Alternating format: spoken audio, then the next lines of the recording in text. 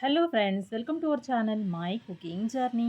இன்றைக்கி நம்ம சேனலில் 10 நிமிஷத்தில் ஹெல்த்தியாக ஈஸியாக செய்யக்கூடிய டீ டைம் ஸ்நாக்ஸ் ரெசிபி தாங்க உங்களுக்கு செய்து காமிச்சிருக்கேன். நான் வந்து இந்த ஸ்நாக்ஸ் வந்து கையில் புட்டு காமிக்கிறேன் பாருங்கள். ரொம்ப நல்லா முறுமுறுப்பாக இருக்குங்க, ஹெல்த்தியானது கூட.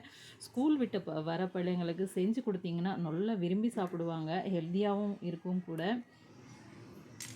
இதை எப்படி செய்கிறதுன்னு பார்க்கலாம் வாங்க. ஃபஸ்ட் டைம் என்னோடய சேனல் பார்க்குறீங்கன்னா சப்ஸ்கிரைப் பண்ணிக்கோங்க ஃப்ரெண்ட்ஸ். வீடியோவுக்கு ஒரு லைக் கொடுத்துட்டு பாருங்கள், வீடியோவை ஸ்கிப் பண்ணாமல் பாருங்கள் ஃப்ரெண்ட்ஸ்.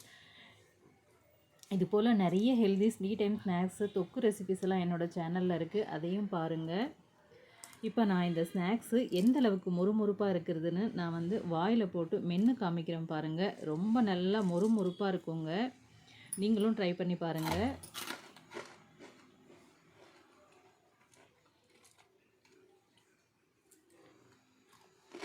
இப்போ இந்த ஸ்நாக்ஸ் செய்கிறதுக்கு 1 கப் அளவுக்கு ராகி மாவு எடுத்துருக்கேங்க.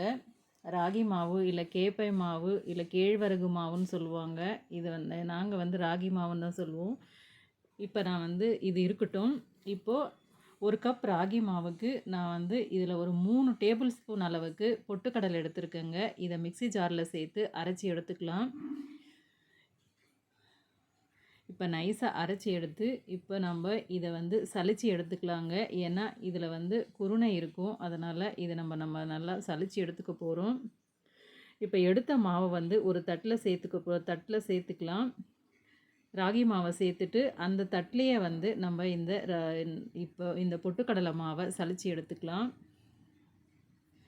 இதில் இருக்கிற குருணை இருக்கும் இல்லையா, அது வந்து நம்ம செய்யும்போது முறுக்கு செய்யும்போது நமக்கு வந்து செய்ய முடியாது, அதனால தான் நம்ம சலிச்சு எடுத்துட்டோம். அதுக்கடுத்து கொஞ்சமாக வந்து ஓமமும் சீரகமும் எடுத்திருக்கேங்க. 1 ஸ்பூன் அளவுக்கு தனி மிளகாய் தூள் எடுத்திருக்கேன். வீட்டு மிளகாய் தூள் தான் எடுத்திருக்கேன், தனி மிளகாய் தூள். அதுக்கடுத்து ஒரு 1 1/2 டேபிள் ஸ்பூன் அளவுக்கு வெள்ளை எள் எடுத்திருக்கேங்க. இந்த வெள்ளை எள் தான், ஏன்னா ராகி மாவில் சேர்க்கறதால நமக்கு கருப்பு எள்ளுக்கு விட வெள்ளை எள் சேர்த்தா நமக்கு நல்லா தெரியும், அதனால தான். தேவையான அளவு உப்பு சேர்த்துட்டேன். உப்பு சேர்த்து இந்த கரண்டியால் நல்லா இதை வந்து எல்லா பக்கமும் படுற மாதிரி நல்லா கலந்து கொடுத்துக்கலாம். இது ராகி மாவில் செய்கிறதால ரொம்ப ஹெல்த்தியாக இருக்குங்க. இன்றைக்கி கொஞ்சம் கூட நான் வந்து அரிசி மாவு சேர்க்காமல் செஞ்சுருக்கேன். இப்போ நம்ம ஒரு கரண்டி அளவுக்கு, ஒரு சின்ன குழி கரண்டியில் வந்து ஒரு 1 1/2 கரண்டி அளவுக்கு நல்லா காய்ச்சின எண்ணெய் சேர்த்துருக்கேங்க. எண்ணெயும் சேர்த்து நல்லா வந்து எல்லா பக்கமும் படுற மாதிரி கலந்து கொடுத்துலாம். இந்த இடத்துல நீங்கள் பட்டர் வேணுனாலும் சேர்த்துக்கலாம், இல்லை நெய் வேணுனாலும் சேர்த்துக்கலாம்.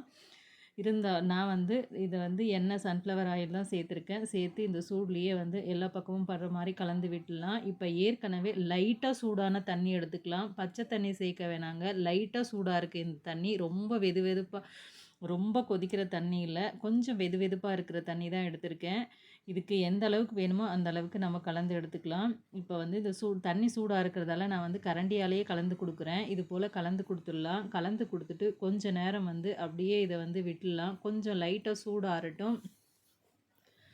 சூடு ஆறின பிறகு வந்து நீங்கள் இது வந்து தேவையான தண்ணி தேவைப்பட்டால் நீங்கள் வந்து பச்சை தண்ணியில் கூட நம்ம வந்து கலந்துக்கலாம், பிசைஞ்சிக்கலாம் மாவு. இப்போ நமக்கு சூடு ஆறிடுச்சிங்க இந்த மாவு, அதனால் நான் வந்து எனக்கு வந்து தண்ணி தேவைப்படலைங்க, கரெக்டாக இருந்தது. அதனால் நான் அப்படியே பிசைகிறேன். உங்களுக்கு தண்ணி தேவைப்பட்டதுன்னா நான் சொன்ன மாதிரி நீங்கள் சுடு தண்ணி தேவையில்லை. இந்த நேரம் இப்போ வந்து நல்லா பச்சை தண்ணி கூட நீங்கள் சேர்த்து கலந்துக்கலாம். இப்போ மாவு பார்த்தீங்கன்னா இது போல் நம்ம பிசைஞ்சு எடுக்கணும். ரொம்பவும் கட்டியாக இருக்கக்கூடாது, கொஞ்சம் வந்து மீடியமாக வந்து இது போல் பிசைஞ்சு எடுக்கணும். இந்த வீடியோவில் காமிச்ச மாதிரி இப்போ பாருங்கள், நான் வந்து இதை நல்லா பிசைஞ்சிட்டு உங்களுக்கு காமிப்பேன். விரலை வச்சு அழுத்தினோம்னா இது வந்து லைட்டாக அழுத்தினாலே போகணுங்க. இது போல் இருக்கணும் மாவு. இதுதான் பர்ஃபெக்டான கன்சிஸ்டன்சி. இப்போ இதை வந்து நான் வந்து முறுக்கு உரலில் சேர்க்குற அளவுக்கு வந்து இதை எடுத்துக்க போகிறேன். நான் எடுத்த மாவில் வந்து எனக்கு 3 முறை சேர்த்து பிழையலாங்க,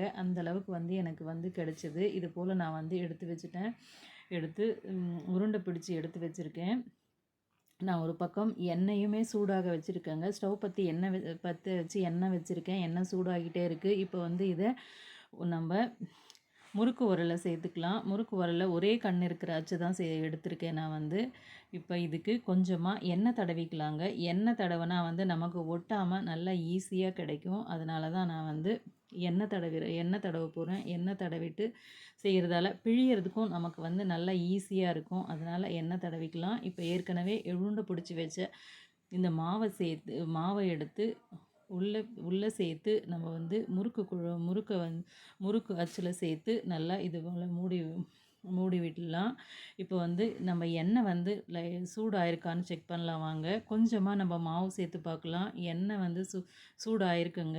இப்போ நம்ம எல்லாம் பிழிஞ்சு விட போகிறோம். இப்போ வந்து கொஞ்சம் எண்ணெய் சூடாக இருக்குங்க.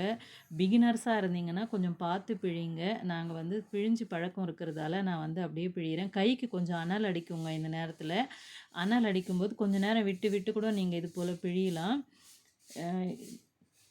இல்லைனா நீங்கள் தட்டில் கூட பிழிஞ்சு விட்டுலாம். தட்டு வந்து ஒரு தட்டு எடுத்துக்கோங்க. பின்னாடி எண்ணெய் தடவி அதில் பிழிஞ்சு விட்டு அதுக்கடுத்து நீங்கள் வந்து இதுக்குள்ளே சேர்த்தாலுமே பரவாயில்ல. உங்களால் பிழிய முடிஞ்சதுன்னா இதே போல் கூட பிழியலாம். அந்தளவுக்கு ஒன்றும் ரொம்ப சூடுலாம் இருக்காது. லைட்டாக கை கொஞ்சம் கொஞ்சம் சூடு அனல் அடிக்கும். அதுதான் பிகினர்ஸாக இருந்தால் மட்டும் நீங்கள் வந்து கொஞ்சம் பார்த்து செய்யுங்க. இப்போ வந்து முதல்ல சேர்க்கும்போது நமக்கு வந்து பபுள்ஸ் வரும். அதுக்கடுத்து வந்து பபுள்ஸ் கம்மியான உடனே இது போல் திருப்பி விட்டு நம்ம பொரிச்சு எடுத்தால் நமக்கு சூப்பரான முறுக்கு ரெடி ஆகிடுங்க. எண்ணெய் வந்து நான் கம்மியாக சேர்த்து தான் நான் வந்து இதில் வந்து இப்போ நான் பொரிக்கிறேங்க. எப்போவுமே வந்து பொரிக்கும்போது நிறைய எண்ணெய் சேர்த்து பொரிச்சோம்னா ரீயூஸ்டு எண்ணெயை வந்து திரும்ப பொரிக்கிறது கொஞ்சம் கஷ்டமாக இருக்கும். அதனால் எண்ணெய் வந்து கொஞ்சம் கம்மியான எண்ணெயில் தான் நான் வந்து பொரிச்சு எடுக்கிறேன். கம்மியான எண்ணெயில் பொரிச்சு எடுக்கிறதால கொஞ்சம் லேட் ஆகும், அவ்வளோதான். இருந்தாலுமே நான் வந்து எப்போவுமே கொஞ்சம் கம்மியான எண்ணெயில் தான் பொரிச்சு எடுப்பேன்.